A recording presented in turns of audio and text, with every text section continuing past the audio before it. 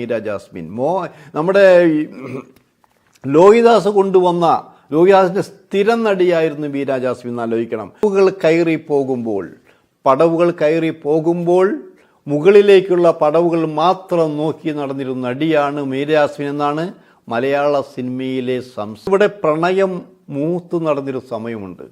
പ്രണയിച്ചുകൊണ്ട് പ്രണയത്തിന് വേണ്ടി ദാഹിച്ച് നടന്ന മീര ജാസ്മിനെ പലരും ചതിച്ചിട്ടുണ്ട്. മോഹൻലാലിനെ ഇൻസൾട്ട് ചെയ്ത ഉച്ചവരെ മോഹൻലാലിനെ കാത്തിരിപ്പിക്കേണ്ട നടിയോട് എൻ്റെ കണ്ട ദൈവം എനിക്ക് വിശ്വസിക്കുന്നവൻ മലയാളത്തിൽ നമ്പർ 1 മോഹൻലാലാണ് എന്ന് പറഞ്ഞുകൊണ്ട് മോഹൻലാലിന്റെ മുമ്പിൽ. നമസ്കാരം.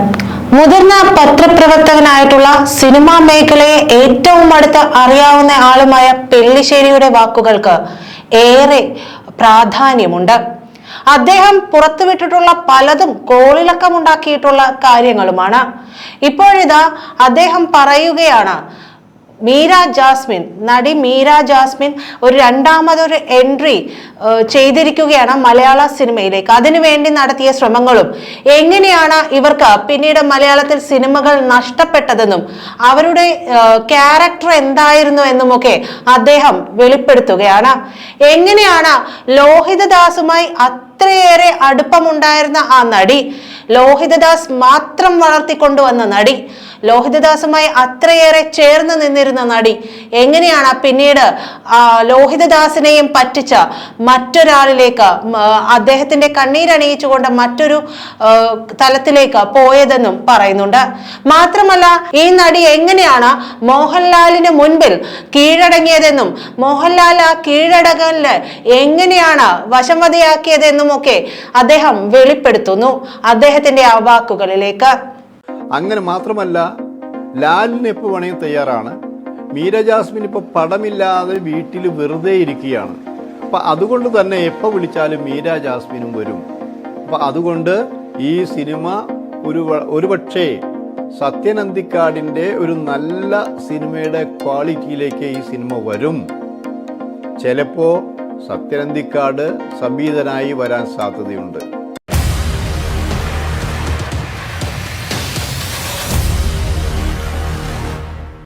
ഫിലിമി പ്ലസിലേക്ക് എല്ലാവർക്കും സ്വാഗതം. ഒരു സന്തോഷ വാർത്തയുണ്ട് എന്ന് പറഞ്ഞുകൊണ്ടാണ് ഒരു PRO എന്നെ വിളിച്ച് ഇങ്ങനെ പറഞ്ഞത്. വർഷങ്ങൾക്ക് ശേഷം മോഹൻലാലും മീര ജാസ്മിനും ഒരുമിക്കുന്ന സിനിമ വരുന്നു. ഞാൻ പറഞ്ഞു, ആരാണ് സംവിധായകൻ? അപ്പോൾ അവർ പറഞ്ഞു, സംവിധായകനെ ഇപ്പോൾ പുറത്തുവിടാറായിട്ടില്ല. ഈ പ്രോജക്റ്റ് ചെയ്യുന്നത് തന്നെ ആൻ്റണി പെരുമ്പാവൂരാണ്. അപ്പോൾ പിന്നെ അറിയാലോ ഈ സിനിമയുടെ സ്ഥിതി എന്താണെന്നുള്ളത്. അപ്പോൾ ഒരു ബിഗ് ബഡ്ജറ്റ് സിനിമയാണ്. മോഹൻലാലും മീര ജാസ്മിനും ഒരുമിച്ചുണ്ട്. അവർ തമ്മിൽ ഒരുമിച്ച് ചേരുമ്പോഴുള്ള കെമിസ്ട്രി എത്രമാത്രം സക്സസ് ആണ് എന്നുള്ളത് മുൻകാല ചിത്രങ്ങൾ അറിയാമല്ലോ. അത് നന്നായിട്ട് പരസ്യമായിട്ട് ഭയങ്കര പബ്ലിസിറ്റി കൊടുക്കുന്ന രീതിയിലാണ് വാർത്തകൾ പോകുന്നത്. അപ്പം ഞാൻ പറഞ്ഞു, അത് നടക്കൂ. അപ്പോൾ എന്താ നടക്കാതിരിക്കാൻ? ആൻ്റണി പെരുമ്പാവൂർ ഇതുവരെ നിർമ്മിച്ച എല്ലാ സിനിമകളും സക്സസ് ആയിട്ടുണ്ട്. അവർ അനൗൺസ് ചെയ്താൽ മാത്രം മതി. കാരണം ഇപ്പോൾ തന്നെ നിറയെ പ്രോജക്റ്റുകളുണ്ട്, വലിയ വലിയ പ്രോജക്റ്റുകളുണ്ട്. അതിനിടയിൽ ഈ പ്രോജക്റ്റ് എന്ന് ചെയ്യും? അപ്പോൾ അയാൾ പറഞ്ഞത്, എപ്പോൾ വേണമെങ്കിൽ ചെയ്യാം. അതിൻ്റെ തിരക്കഥ പൂർത്തിയാക്കിയിരിക്കുന്നു. ചില ഡേറ്റുകൾ മാറി വരുമ്പോൾ ലാലോ ആൻ്റണിയോ പറയും ഇന്ന സാധനത്ത് ചെയ്യാമെന്നുള്ളത്. അങ്ങനെ മാത്രമല്ല, ലാലിന് എപ്പോൾ വേണമെങ്കിൽ തയ്യാറാണ്. മീര ജാസ്മിൻ ഇപ്പോൾ പടമില്ലാതെ വീട്ടിൽ വെറുതെ ഇരിക്കുകയാണ്. അപ്പം അതുകൊണ്ട് തന്നെ എപ്പോൾ വിളിച്ചാലും മീര ജാസ്മിനും വരും.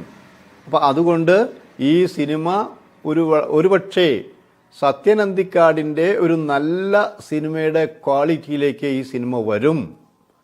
ചിലപ്പോൾ സത്യൻ അന്തിക്കാട് സംഗീതനായി വരാൻ സാധ്യതയുണ്ട്. തിരക്കഥ ആരുടേതാണ് എന്ന് ചോദിച്ചപ്പോൾ തിരക്കഥാകൃത്തിൻ്റെ കാര്യം മാത്രം പറയില്ല. പക്ഷേ എനിക്ക് വേറൊരു വാർത്ത കിട്ടി. ഈ സിനിമയ്ക്ക് വേണ്ടി തിരക്കഥ എഴുതിക്കൊണ്ടിരിക്കുന്നത് ശ്രീനിവാസനാണ്. അങ്ങനെ വർഷങ്ങൾക്ക് ശേഷം ശ്രീനിവാസൻ മോഹൻലാൽ ഗ്രൂപ്പിലേക്ക് വരുന്നു. മോഹൻലാലുമായി യോജിച്ച് സിനിമ ചെയ്യാൻ വരുന്നു. അതും സത്യൻ അന്തിക്കാടാണെങ്കിൽ അത് വേറൊരു ട്രീറ്റ്മെൻറ്റിലേക്ക് പോകുന്നു. ഇങ്ങനെ മലയാള സിനിമയ്ക്ക് ഒരു നല്ല സിനിമ ലഭിക്കാൻ പോകുന്നു എന്നാണ് ഈ PROയുമായി സംസാരിച്ചപ്പോൾ മനസ്സിലാക്കാൻ കഴിഞ്ഞത്.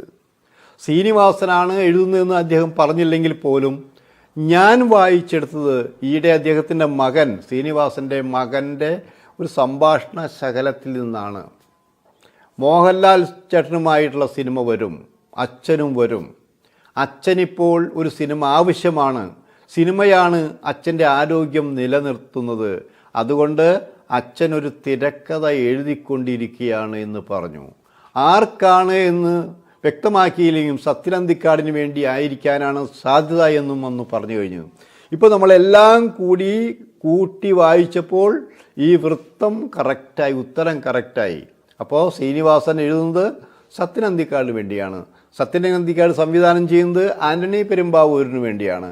ആ സിനിമയിൽ മോഹൻലാലുണ്ട്. അതിലാണ് നായികയായിട്ട് മീര ജാസ്മിൻ വരും. ഇതാണ് ഇപ്പോൾ കിട്ടിയൊരു വാർത്ത. ആരെന്ത് പറഞ്ഞാലും ഞാനത് വിശ്വസിക്കില്ല. ഞാൻ ഉറപ്പിച്ച് പറയുന്നു, ഈ പ്രോജക്റ്റിൽ മീര ജാസ്മിൻ ഉണ്ടാകില്ല എന്ന് തന്നെയാണ് എൻ്റെ വിശ്വാസം.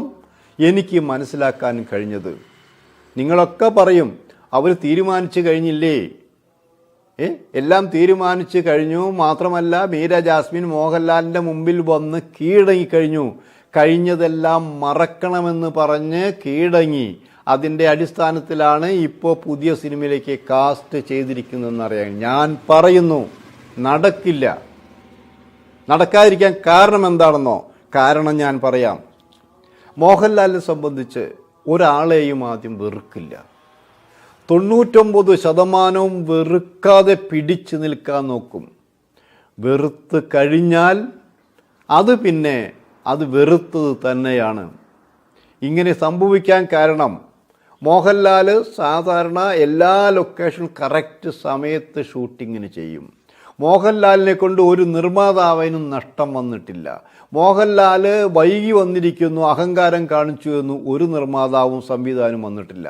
ആ സെറ്റിൽ മോഹൻലാൽ, ഏതൊരു സെറ്റിൽ മോഹൻലാൽ ഉണ്ടായാലും അത് ആഘോഷമാണ്. അവിടെ നടൻ എന്നുള്ള അഹങ്കാരത്തോടെ ഒതുങ്ങിയിരിക്കാറില്ല. എല്ലാവരുമായി അടുപ്പം കാണിക്കും. സ്റ്റണ്ട് രംഗത്താണെങ്കിൽ സ്റ്റണ്ട് സഹായിക്കാൻ ചെല്ലും. പ്രണയരംഗമാണെങ്കിൽ അവിടെ ഡാൻസ് ടീച്ചർ സഹായിക്കാൻ ചെല്ലും. ക്യാമറമാനും പ്രൊഡക്ഷൻ എക്സിക്യൂട്ടീവും പ്രൊഡക്ഷൻ ബോയ്സ് എല്ലാവരുമായി ഒരു അടുപ്പം കാണിക്കുന്നൊരു നടനാണ് മോഹൻലാൽ എന്ന് ആലോചിക്കണം. ഇങ്ങനെ മോഹൻലാലും മീര ജാസ്മിനും അഭിനയിച്ച സിനിമകളുണ്ട്. പ്രത്യേകിച്ച് സത്യനന്ദിക്കാടിൻ്റെ സിനിമകളുണ്ട്. അതൊക്കെ ജനം ഇരു കൈകളും നീട്ടി സ്വീകരിച്ചതെന്ന് ആലോചിക്കണം.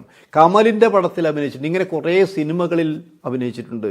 ദേശീയ അവാർഡ് നേടിയ നടിയാണ് മീര ജാസ്മിൻ. നമ്മുടെ ലോഹിദാസ് കൊണ്ടുവന്ന ലോഹിദാസിൻ്റെ സ്ഥിരം നടിയായിരുന്നു മീര ജാസ്മിൻ എന്ന് ആലോചിക്കണം. ആ സിനിമയിൽ നിന്ന് ലോഹിദാസിൻ്റെ കസ്റ്റഡി എന്ന് പറഞ്ഞാൽ ലോഹിയുടെ സിനിമയിൽ നിന്ന് ലോഹി അറിയാതെ ഇവരൊരു സിനിമയിലും അഭിനയിച്ചിരുന്നില്ല. അത്രമാത്രം നല്ല രീതിയിൽ നല്ല കഥാപാത്രം കൊടുത്തുകൊണ്ട് വളർത്തിക്കൊണ്ടുവന്ന നടിയാണ് മീര ജാസ്മിൻ. ആ മീര ജാസ്മിനും ലോഹിദാസിനെ വേദനിപ്പിച്ചു എന്നുള്ള ചരിത്രം വേറെ. അങ്ങനെ പടവുകൾ കയറി പോകുമ്പോൾ മുകളിലേക്കുള്ള പടവുകൾ മാത്രം നോക്കി നടന്നിരുന്ന നടിയാണ് മീര ജാസ്മിൻ എന്നാണ് മലയാള സിനിമയിലെ സംസാരം. മാത്രമല്ല അവർ കാണിച്ചൊരു പ്രശ്നമുണ്ട്. മോഹൻലാൽ ഇൻസൾട്ട് ചെയ്തു എന്ന് ആലോചിക്കണം. മോഹൻലാൽ ആരാണ് തനിക്ക് മുന്നിൽ എന്ന് വരെ ചോദിച്ചിട്ടുണ്ടെന്ന് ആലോചിക്കണം. അതെപ്പോഴാണെന്നോ, അതായത് ഇവിടെ പ്രണയം മൂത്ത് നടന്നൊരു സമയമുണ്ട്.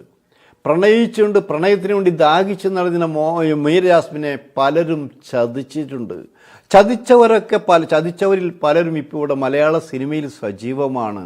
അവർ സുഖമായി മുന്നേറിക്കൊണ്ടിരിക്കുന്നു.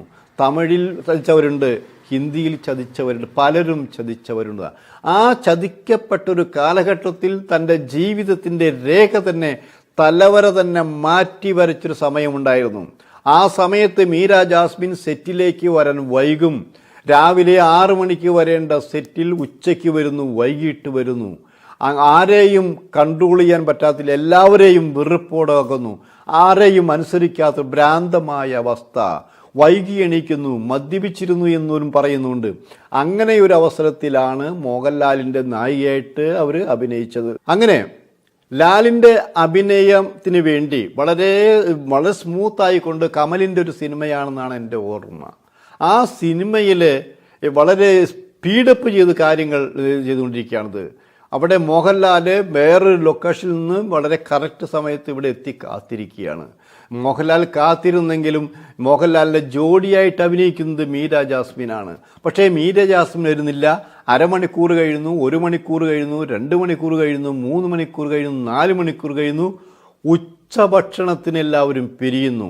അതുവരെ മോഹൻലാൽ മേക്കപ്പ് ഇട്ടുകൊണ്ട് ഈ നടിയെയും കാത്തിരിക്കുകയായിരുന്നു. ആലോചിക്കണം. സംവിധായകനാകെ ടെൻഷൻ, എല്ലാവർക്കും ദേഷ്യമായി. വരില്ലെങ്കിലും വരില്ല എന്നറിയിക്കണം. പ്രൊഡക്ഷൻ എക്സിക്യൂട്ടീവ് പോകുന്നു, മീരയെ കൊണ്ടുവരാൻ പോകുന്നു, അയാൾ തിരിച്ചയക്കുന്നു. എനിക്ക് സൗകര്യമുള്ളപ്പോൾ വരും, ഞാൻ അഭിനയിക്കണമെങ്കിൽ എനിക്ക് വേണ്ടി കാത്തിരുന്നേ മതിയാവൂ എന്നുള്ള മറുപടിയാണ് ആ നടി പറഞ്ഞതെന്ന് ആലോചിക്കണം. ഇതെല്ലാം അപ്പോൾ മോഹൻലാൽ അറിയുന്നുണ്ടായിരുന്നു. പിന്നീട് ഉച്ച കഴിഞ്ഞ് നടി അഭിനയിക്കാൻ വന്നു. അതും എങ്ങനെ? കാലുകൾ വേച്ചാണ് വന്നിരുന്നാണ് പറഞ്ഞു കേട്ടത്. അവിടെ വന്ന് ഒരാളുടെ പോലും സപ്പോർട്ട് ഈ നടിക്ക് കിട്ടിയില്ല.